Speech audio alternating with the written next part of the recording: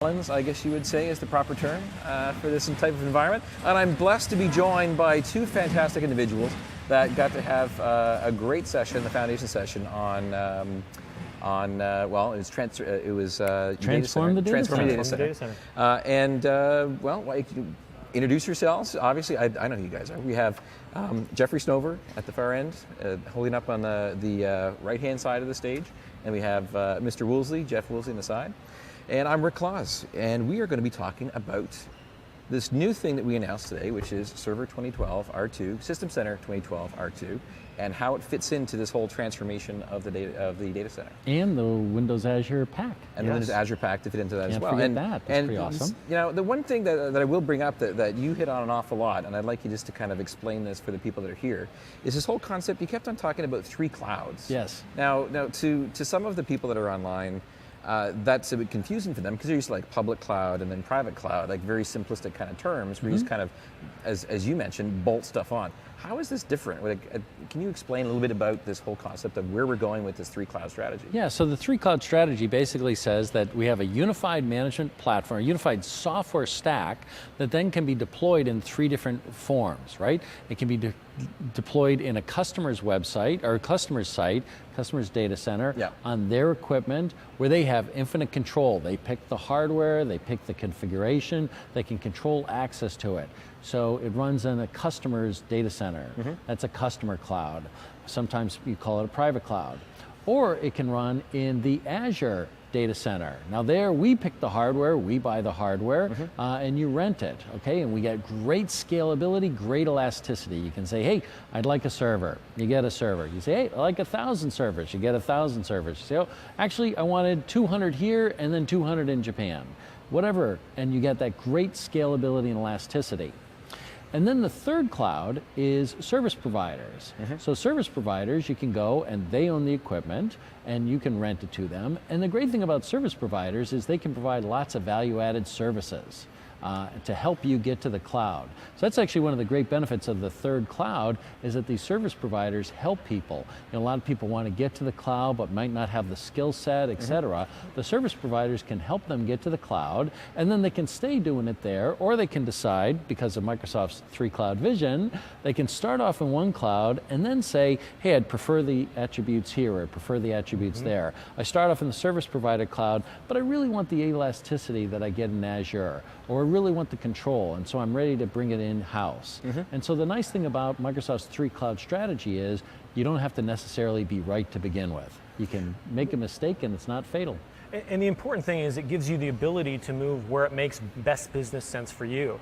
For example, I talk with customers all around the world and folks tell me, they say, look, you know, I have data that has to live in a Canadian data center on Canadian soil, run by a Canadian citizen. You know, you're not saying that's because I'm Canadian. I'm right? not saying that because you're Canadian, right?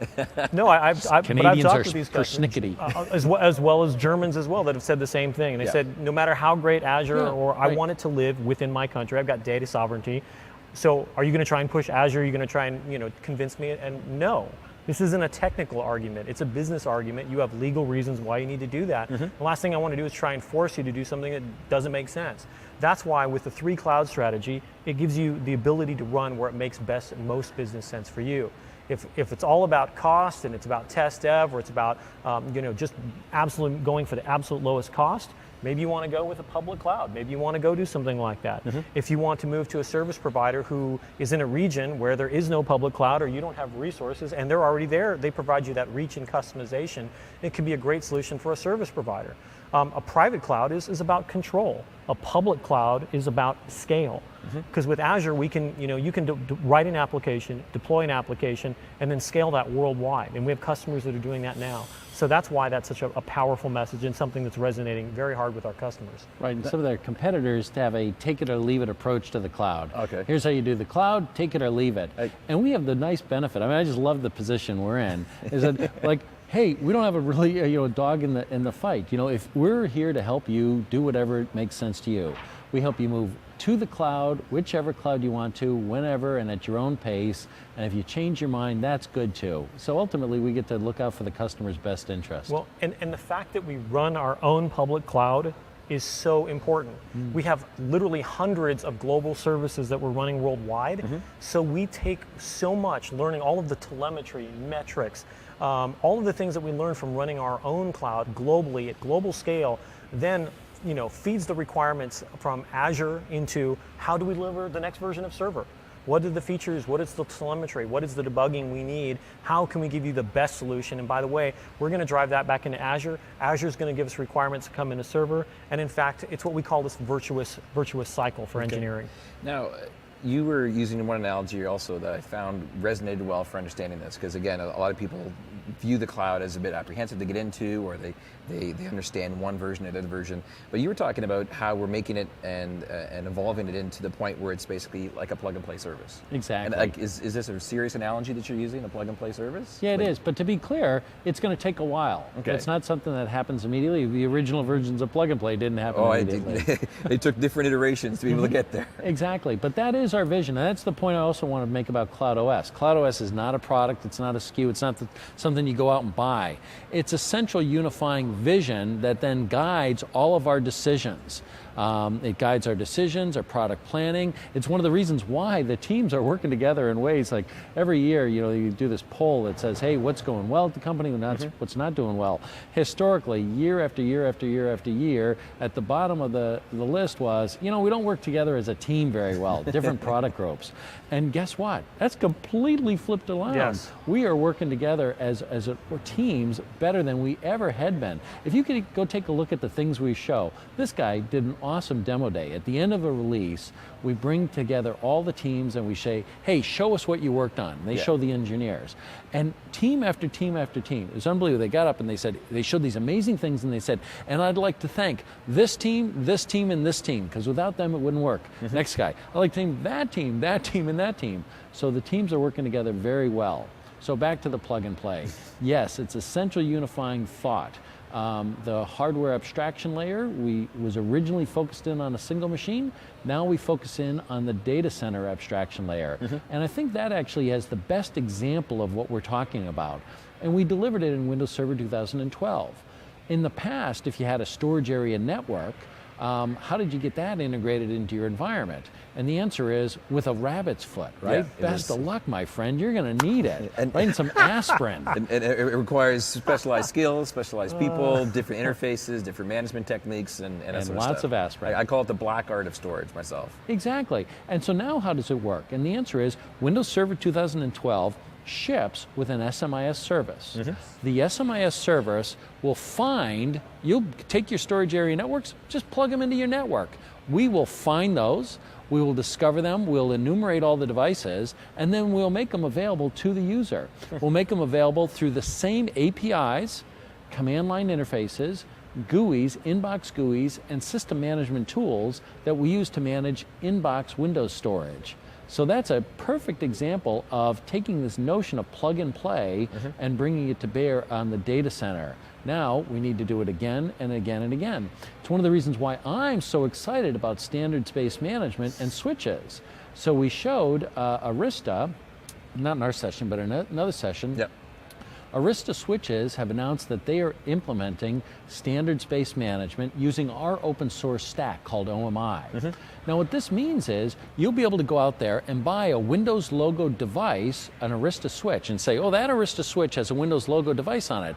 So I can safely buy that, deploy it, and know that now Windows System Center Virtual Machine Manager will be able to find that thing, configure it, and then we were able to tell you about misconfigurations, etc. Now you didn't have to go do that and then find some Arista software and get it running on a Windows server. The Arista guys, they're Linux guys, so when we say, hey, you want to write some Windows software? They say, not really. And so we say, that's fine. Implement the standards-based management and we'll talk to you. And it works exceedingly well. And as we release a new version, we don't have to get them to get their plugins requalified. We're talking to them, so it just works. You were mentioning as well, talking about with being able to have that standards-based management. I'm assuming that also goes on to support one of your other tenets that you're talking about, which is obviously reducing costs, reducing complexity. It simply strengthens that whole discussion Yes. because lack of needing to be recertified for that types of plugins, the ability to be able to manage it from anywhere. It's the same skill, so that's a win-win for everybody that's involved. It is, and there's another element to the story that's really important to tell. Because when you put it in that context, you might say, well, hey, the vendors are going to look at this and say, I don't want to participate in that. That was my follow-up kind of, but. Oh, well, there you go. So the reason why we love this standards-based management approach is these standards, the SIM and the DMTF standards, were designed so that you could implement the standard and then very easily, with very low cost, implement proprietary extensions, okay? And then the consumer gets to use either them as basics or as the proprietary extensions very easily. So it's not do one or the other, you can do both with a small incremental investment. And the work we've done in PowerShell, we show these guys how if they implement it a particular way, Windows will find their devices and auto-generate the PowerShell commandlets to manage it. Right. Again, you get full PowerShell commandlets with help and all the rich syntax, taking advantage of their proprietary features and functions without them writing any software on Windows. Guess what? That's pretty darn attractive. Yes. And you actually demonstrated a little bit of that in the foundation session. I think it was Matt McSpirit came up with his virtual machine manager pieces. At different points, he would always make sure that he drew attention to the fact, click on the button to say view script, and you could actually go off and see the PowerShell pieces for even more scale, even better stuff. Now, I'm going to put Jeff on the spot here for just a second and ask about,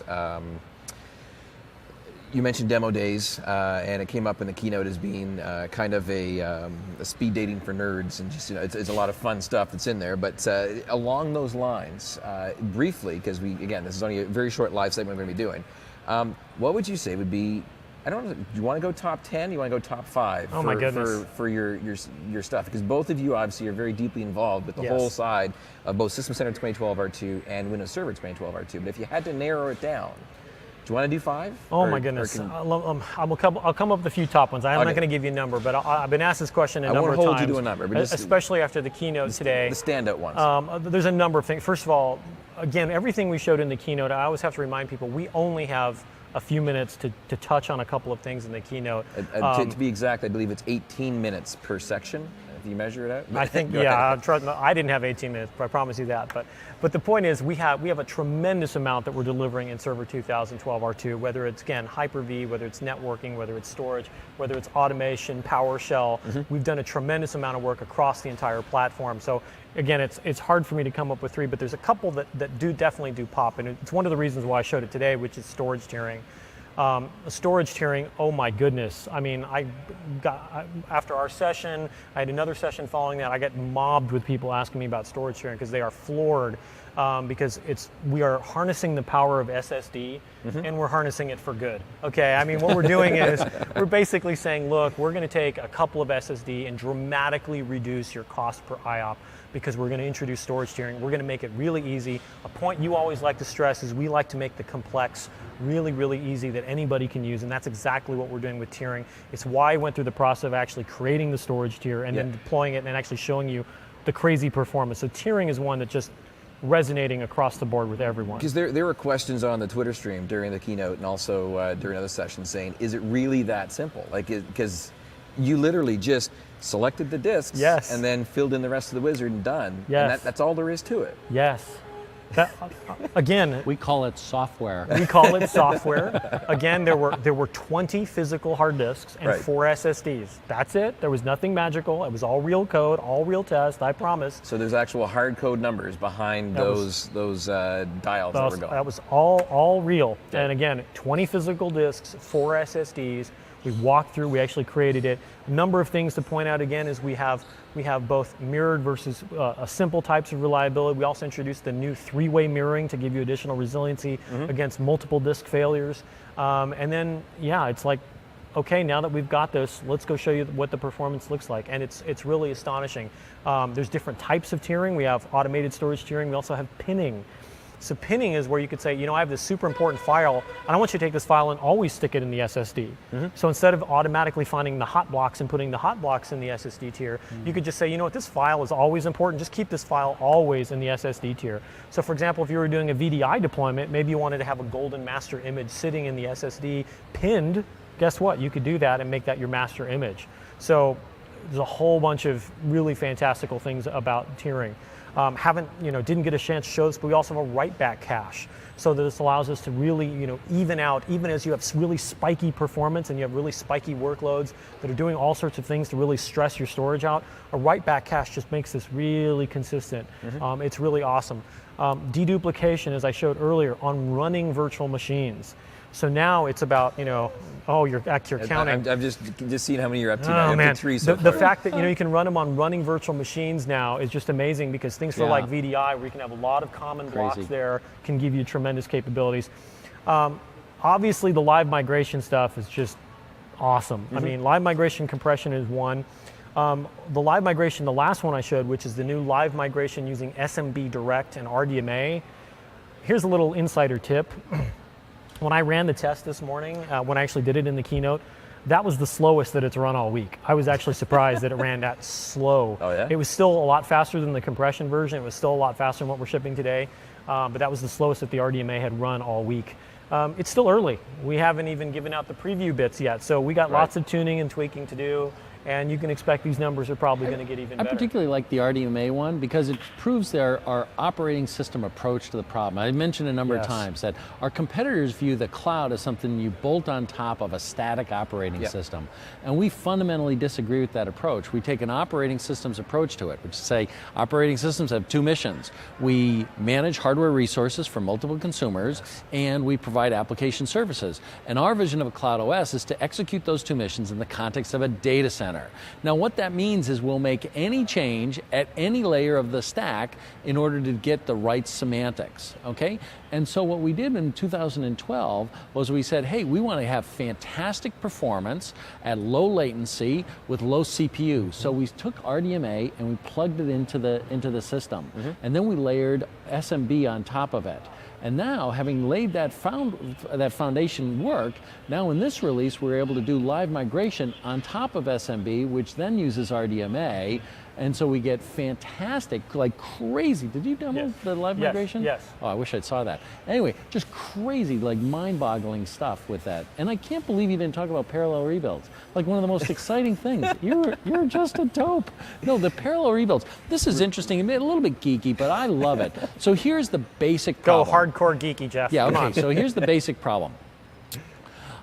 The I/O to a disk really doesn't change that much. There's only so many I/Os you can do.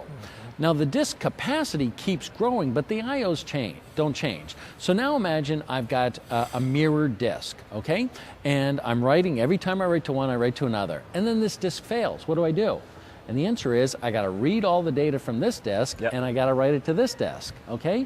Now that says, however much data I have on there, I've got to read it, and then I got to write it. So there's a number of I/Os I have to do. That means I got to read them all from this disk and write it all to that disk. And guess what? If that determines how long it takes. Now, because the I/Os stay the same, I/Os per second stay the same, as the capacity grows, right? We had 1 terabyte disks, those were amazing. Now we got 2 terabyte disks, now we got 4 terabyte disks, and it's going even bigger. That when that disk dies, that's now I have 8 terabytes worth of I/Os that need to occur, all on this one drive.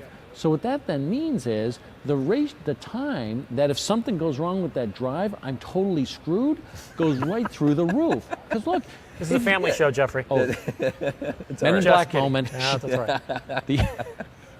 So anyway, so what we do with these parallel rebuilds is we say, hey, we're going to take this data and we're going to stripe it across a very large set of disks. You can stripe it across dozens of disks. Then when a disk goes down, what we do is we get the data from dozens of other disks and all write to other, replace one machine. So what that means is the time that your data is at risk dramatically decreases. And by the way, when I'm getting all the I/Os from one system, guess what? People are trying to use that disk. So now I'm trying to use it, and I'm also trying to rebuild it. So you got contention like heck. So this parallel rebuild, kind of geeky technology, but here's the deal. When something goes wrong, you're covered. It's not like something goes wrong, and then it goes wrong, and then it goes wrong, and then you're sitting there saying, oh, these computers are hard. Oh my goodness. You have, you stopped at around 3 or 4. There's. You didn't mention desired state configuration. We don't have enough time to go through everything. You go. I'm not going to get 5, but I'm going to talk about desired state configuration. Okay, go I for just it. got to talk So you about got it. to. Jeff got about 3. We'll give you at least 1 because, Okay, I'll do because this one's my you favorite go one. into such depth. You Well, have here's to. the deal on desired state configuration. Yeah. So in Windows, so I started the PowerShell journey in 2001. In 2002. Hold on. This is the father of PowerShell right here. Okay, this is the father of PowerShell. Let me take a moment to say, everyone here at TechEd, I've gotten so many people say we're just using PowerShell for everything because in Suver 2012, PowerShell was implemented just literally everywhere. All the demos you see in all the keynotes, all the demos you're seeing us do in the sessions, all the demos, PowerShell unmistakably is under the covers helping us do all the automation. So this is the man behind it all, Mr. Jeffrey Snover. Yeah, it's a pretty good day. You can pay me later for that one.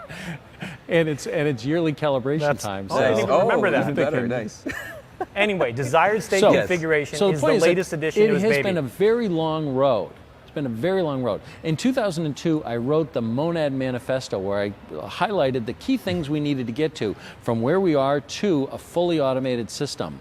In version 1 of PowerShell, we delivered 2 of those. In version 2, we delivered the third. In version 3, we delivered the 4th. And now, in PowerShell version 4, in Windows Server 2012 R2, we deliver the final rung of this. And this is management models. And these management models are basically desired state configuration. Desired state configuration, I explained it like Star Trek. Remember that great Jean-Luc Picard? He'd sit there and he'd say, the world ought to be this way. And he'd go to his number 1 and he'd say, make it so. And that poor guy, he's like working his butt off, like, yes, sir, yes, sir. And he's doing all the work, whether it takes this or he takes that. He's got to bring more people on board. Picard's sitting there like drinking his tea. Earl Grey, hot. Earl Grey, hot, you know. He's just having a good time. Well, that's the way we want you to be. We want you to say, I want my data center to be this way. And then the system goes and makes it so. And that's what we've done with PowerShell. Now this is version 1. It'll take a while to be fully fleshed out in the same way that the initial versions of PowerShell took a while to be fully fleshed out. But that's the path we're going down. And I'll tell you, we knew about this stuff. We knew it, we developed it, we know the story, we know the benefits, but as we were getting ready for the show, we're actually using it. And I just cannot tell you what a joy. I mean, how much fun it was. It's like, oh, I messed this up. Oh, wait, clean system, rebuild the system, assert VMs, and it works. And it's like, oh, this is so cool. So the nice thing about it, by the way, I don't know about you, but I hate systems that make me feel stupid or systems that make me scared, right? Like, ooh, if I do this, am I going to lose my job? Or what the heck's going on? It's that half-second hesitation before you press that button to execute the command or whatever happens to be. Is it going to work right? I don't know. Exactly, and that's why I added -what if to all the commands that change state. Well, in the desired state configuration world, it's even better because you just, I screwed it up. Fix it, fix it, fix it. And it's just wonderful. I mean, you just got to use it. It's just crazy cool. It really is. With your Star Trek analogy, though, are the redundant discs, are they going to be like the red shirts that can just disappear and then come back on again as they need to? That's great. Lieutenant Worf, or whatever. No, he was a main character. It was Lieutenant Ricky usually. Random red shirt of the day. Oh my goodness. I did that with my kids. It's like, that guy's going to die. How'd you know that, Dad? You'll figure it out. You figure it out when you get old and you get to feel. I think we're getting a little punchy. We've been here all day. Yeah. We're coming up to the last couple of minutes that's going to be coming up on this, so we have to be kind of nice and tight for a couple of different things.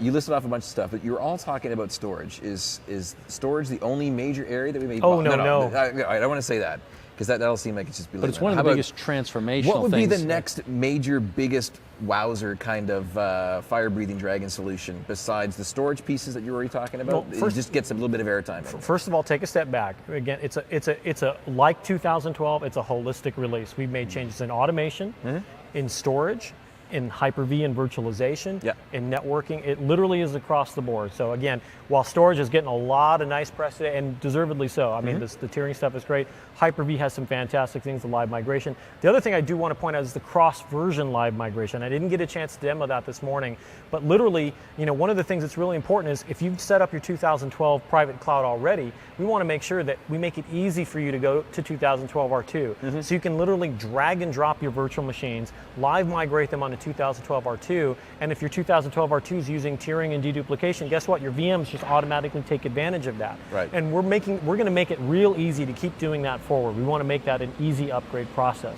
Yep. So that's a key capability.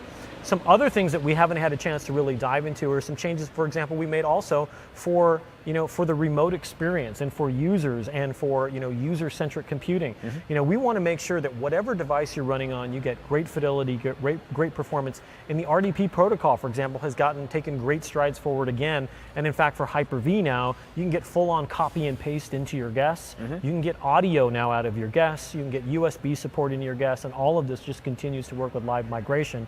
In fact, one of the coolest things about the RDP capabilities we have now with Hyper-V is now you can remotely debug a virtual machine, or you can even remotely diagnose a virtual machine, even when you've actually disconnected the virtual networks into the VM. Okay. So we've done some really exciting things to actually solve some of the really hard problems, like debugging VMs and things like that. Yeah, or like working at the BIOS level. Yes. Right. On a Linux machine. Nice. Yes. Yes, I remember the significant improvements for the Linux guest as an operating system for dynamic disk and dynamic memory and that sort of stuff. Dynamic memory for that's in Linux, there, yes. so Yep. Online resize. You've got 10 seconds apiece to basically say which would be, if you had to pick one session of TechEd to be able to watch again, which would it be? Because you'll be able to watch all these sessions on demand after the fact, just one. You can be your own if you want to pimp your own one, but if you want to pick somebody else's, what would it be? And I'm going to let Mr. Snover go first. Yeah, you should go watch my desired state configuration. Pay no attention to I knew what he Jeff was gonna says. do that. Go watch my desired state configuration. It was fun. It's fun. You're going to like it. Nice. Are you done now? You can repeat mine if you want. There's a lot. It's Just killing one. me. It's killing me to say one. I'm going to do it. I'm going to do it. Go see Jose Barreto's session. Oh, he's a rock star. He's going to show off all of the storage stuff. Oh, yeah. He's going to show off scale-out file server, deduplication, tiering, you name it, in massive detail. Awesome stuff. Well, good thing is I've got Jose. Ben Armstrong, I do second. I've Sorry, got Ben. Jose coming on the was on live that set list? later on this week, so it's going to be good. Thank you very much, gentlemen, Thank for you, taking the guys. time out of here. I appreciate you running all the way down here from the other end of the hall. We got to throw it back to the Taste of TechEd for the next session, and we're out of here. Thanks, guys.